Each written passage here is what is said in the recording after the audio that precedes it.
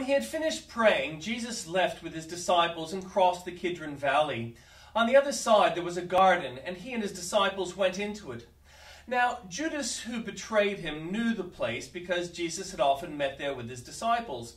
So Judas came to the garden, guiding a detachment of soldiers and some officials from the chief priests and the Pharisees. They were carrying torches, lanterns, and weapons. Jesus, knowing all that was going to happen to him, went out and asked them, "Who is it you want?" "Jesus of Nazareth," they replied. "I am he," Jesus said. And Judas the traitor was standing there with them. When Judas said, "I am he," they drew back and fell to the ground. Again he asked them, "Who is it you want?" "Jesus of Nazareth," they said. Jesus answered, "I told you that I am he. If you are looking for me, then let these men go." This happened so that the words he had spoken would be fulfilled. "I have not lost one of those you gave me." Then Simon Peter, who had a sword, drew it and struck the high priest's servant, cutting off his right ear. The servant's name was Malchus. Jesus commanded Peter, "Put your sword away. Shall I not drink the cup the Father has given me?" Then the detachment of soldiers with its commander and the Jewish officials arrested Jesus. They bound him and brought him to first Annas, who was the father-in-law of Caiaphas, the high priest that year. Caiaphas was the one who had advised the Jewish leaders that it would be good if one man died for the people. Simon Peter and another disciple were following Jesus. Because this disciple was known to the high priest, he went with Jesus to the high priest's courtyard. But Peter had to wait outside the door. The other disciple, who was known to the high priest, came back, spoke to the servant girl on duty there, and brought Peter in. "You aren't one of his man's disciples, are you?" she asked Peter. He replied, "I'm not." It was cold, and the servants and officials stood around a fire they had made to keep warm. Peter also was standing with them, warming himself. And the Old Testament reading. Hezekiah sent word to all Israel and Judah, and also wrote letters to Ephraim and Manasseh, inviting them to come to the temple of the Lord in Jerusalem and celebrate the Passover to the Lord, the God of Israel. The king and his officials and the whole assembly in Jerusalem decided to celebrate the Passover in the second month. They had not been able to celebrate it at the regular time because not enough priests had consecrated themselves, and the people had not assembled in Jerusalem. The plan seemed right both to the king and to the whole assembly. They decided to send a proclamation throughout Israel from Beersheba to Dan, calling the people to come to Jerusalem and celebrate the Passover to the Lord, the God of Israel. It had not been celebrated in large numbers according to what was written.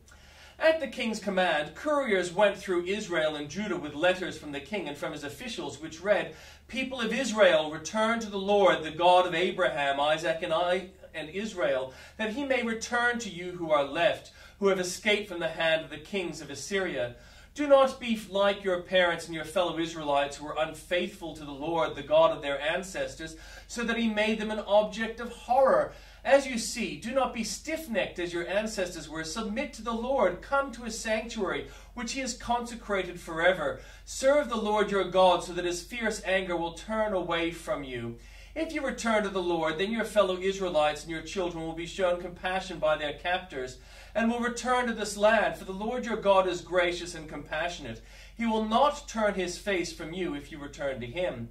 The couriers went from town to town in Ephraim and Manasseh, as far as Zebulun, but people scorned and ridiculed them. Nevertheless, some from Asher, Manasseh, and Zebulun humbled themselves and went to Jerusalem. Also in Judah, the hand of God was on the people to give them unity of mind to carry out what was the king and his officials had ordered, following the word of the Lord. A very large crowd of people assembled in Jerusalem to celebrate the festival of unleavened bread in the second month. They removed the altars in Jerusalem and cleared away the incense altars and threw them into Kidron Valley. They slaughtered the Passover lamb on the 14th day of the second month. The priests and Levites were ashamed and consecrated themselves and brought burnt offerings to the temple of the Lord. Then they took up their regular positions as prescribed in the law of Moses, the man of God. The priests splashed against the altar the blood handed to them by the Levites. Since many in the crowd had not consecrated themselves, the Levites had to kill the Passover lambs for all those who were not ceremonially clean and could not consecrate their lambs to the Lord. Although most of the many people who came from Ephraim, Manasseh, Issachar, and Zebulun had not purified themselves, yet they ate the Passover, contrary to what was written. But Hezekiah prayed for them, saying, May the Lord who is good pardon everyone who sets their hearts on seeking God, the Lord, the God of their ancestors, even if they are not clean according to the rules of the sanctuary. And the Lord heard Hezekiah and healed the people. The Israelites who were present in Jerusalem celebrated the festival of unleavened bread for 7 days with great rejoicing, while the Levites and priests praised the Lord of every day with resounding instruments dedicated to the Lord. Hezekiah spoke encouragingly to all the Levites, who showed good understanding of the service of the Lord. For the 7 days they ate their assigned portion and offered fellowship offerings and praised the Lord, the God of their ancestors. The whole assembly then agreed to celebrate the festival 7 more days. So for another 7 days they celebrated joyfully. Hezekiah, king of Judah, provided 1,000 bulls and 7,000 sheep and goats for the assembly, and the officials provided them with 1,000 bulls and 10,000 sheep and goats.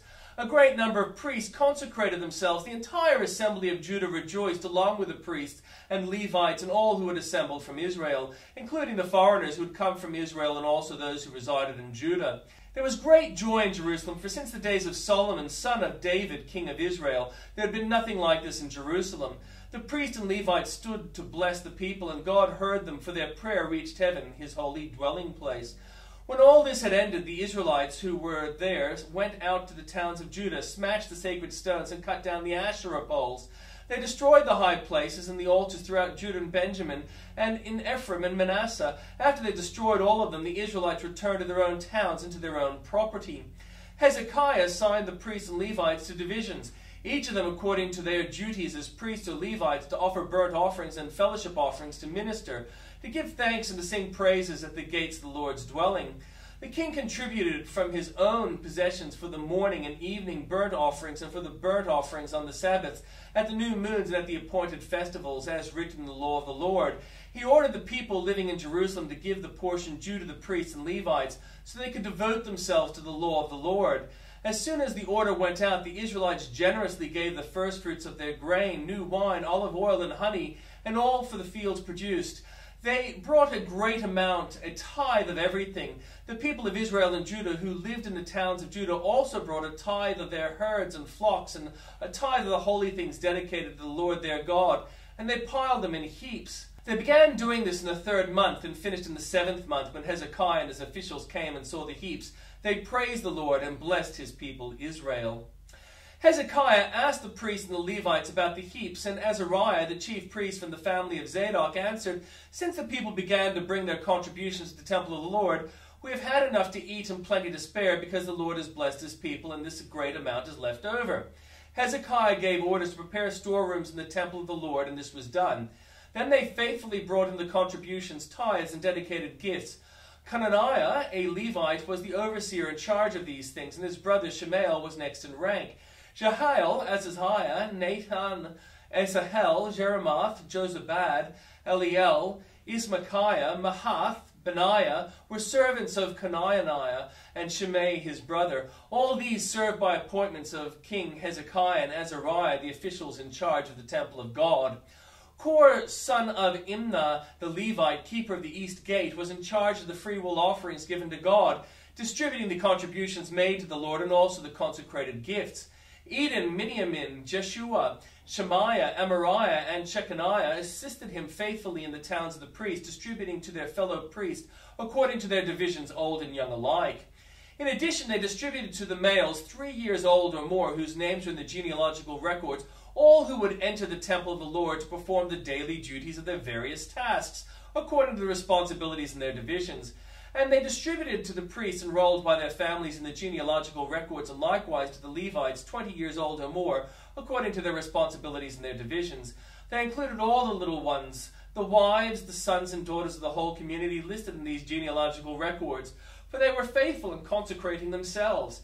As for the priests, the descendants of Aaron, who lived on the farmland around their towns or in any of the towns, men were designated by names to distribute portions to every male among them, and to all who were recorded in the genealogy of the Levites. This is what Hezekiah did throughout Judah, doing what was good and right and faithful before the Lord his God. In everything that he undertook in the service of God's temple and in obedience to the law and the commands, he sought his God and worked wholeheartedly, and so he prospered.